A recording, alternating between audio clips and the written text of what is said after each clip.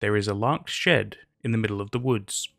For so long, through middle school, we used to venture out into the woods, and one day we came across this oddity. Michael thought it was being used to grow weed. Patrick thought it was just an abandoned hunter's post. But if it was abandoned, then why did it have a padlock on it?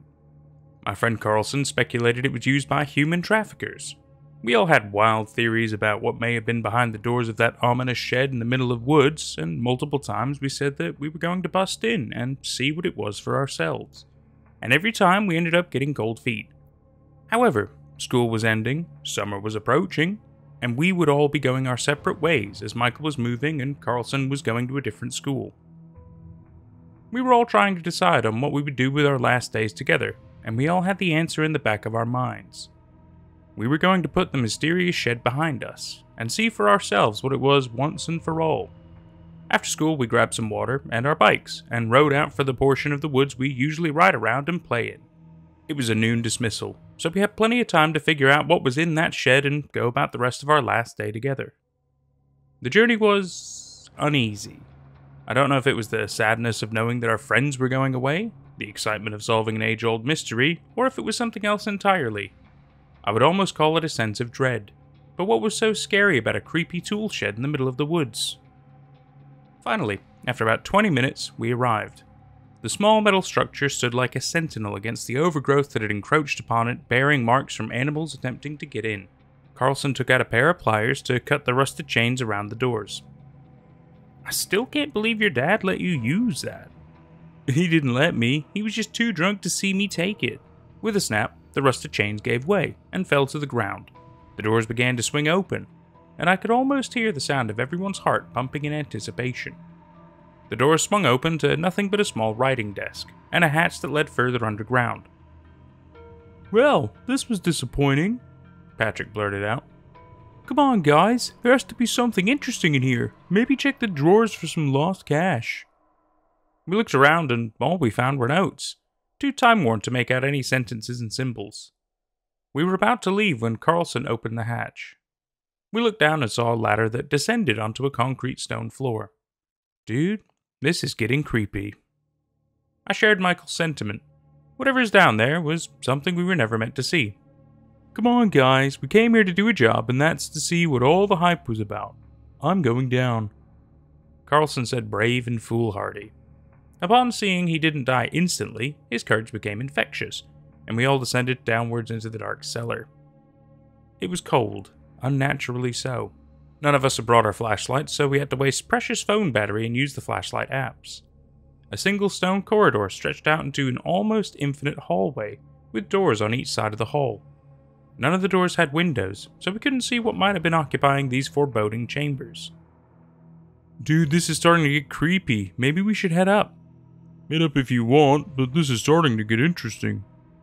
Carlson went to open one of the vaults, even though we urged him not to. Surprisingly, the doors opened. They were not locked or rusted shut. Carlson had nothing to say, but stood there silently, looking into the room. When we all joined him, we could see what he was staring at.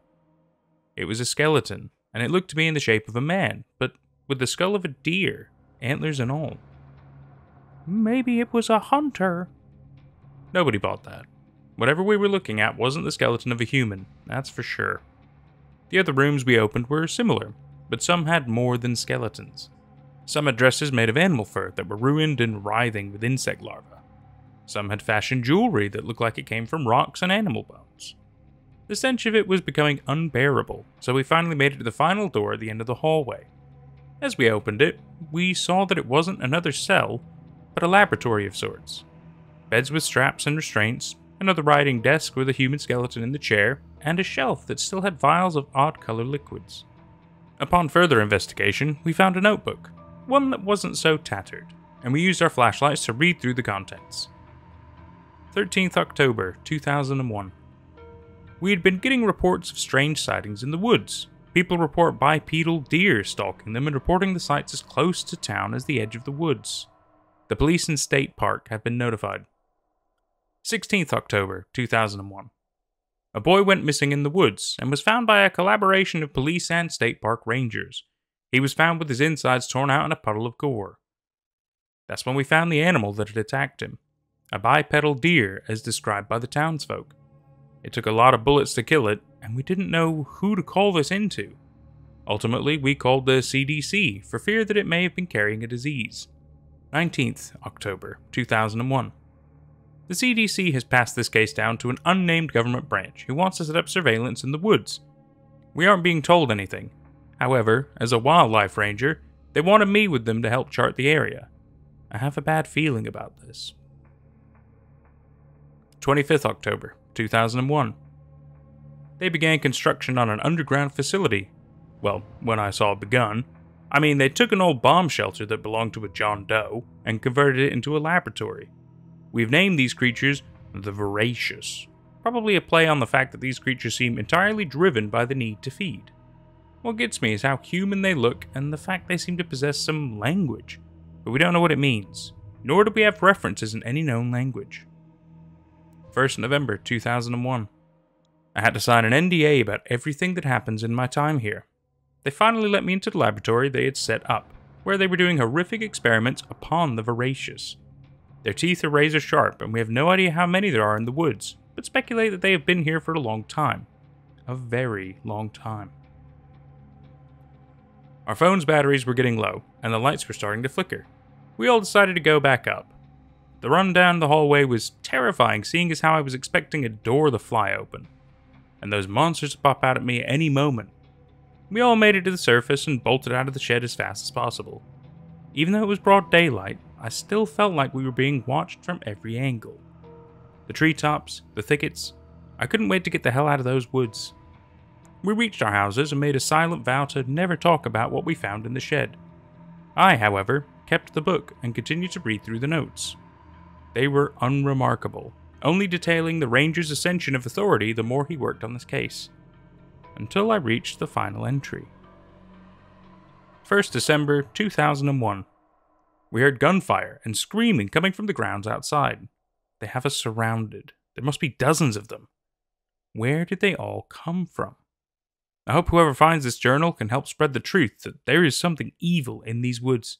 Cannibalistic fiends they are. Fire is their only known weakness. I can hear them clawing at the shed above. The rest of the text is ineligible from water stains, probably from tears.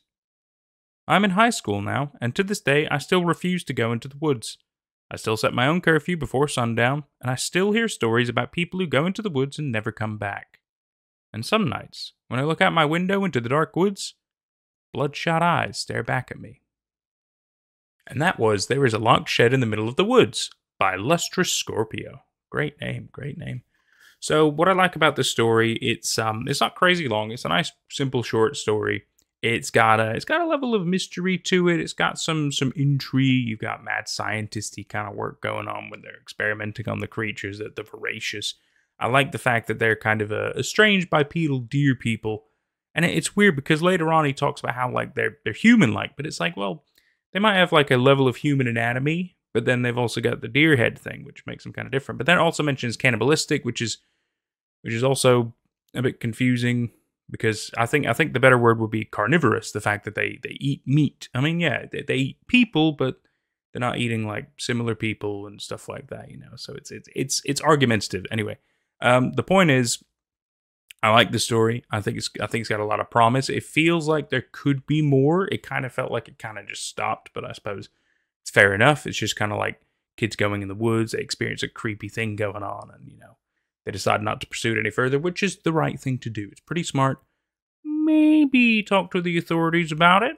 It's probably not a bad idea, you know, just in case. Granted, they might kind of sweep it all under the rug or maybe arrest you or something like that. So I suppose there's also the fact you probably shouldn't do that. I think it just depends, doesn't it? It really, really does depend. But no, it was good. I like the fact you had a little bit of journal, so you kind of understood a little bit of what happened and everything. And so there's like a level of truth to the rumors and everything, which is always an interesting part. And yeah, no, I think it's quite good. I like these carnivorous deer people. I think that's pretty great. It makes me think of Rusty Lake and you know, like messed up minotaurs and stuff like that. Or no, centaurs. Centaurs is what I was thinking of. Where it's like a weird hybrid between two things. Very cool. Very interesting. It's like a reverse centaur when you think about it then. human body with a deer head, though. Even though centaurs are horse people, but not important. Not important. You understand what I'm trying to say, trying to think. This was good. No, this was really good. I quite enjoyed it. I like the fact that it wasn't too complicated to get into. You understood a good amount of what was going on. There wasn't a massive amount to the mystery or details and everything, but that's okay. I think that's totally fine. Yeah, no, a perfectly good story. I've been Nate at Night, and I've really enjoyed myself, and I sure hope you have too. See you for whatever's next. Take care. Thank you so much to my YouTube members and Patreon members for all the love and support. It's thanks to people like you that we can keep growing.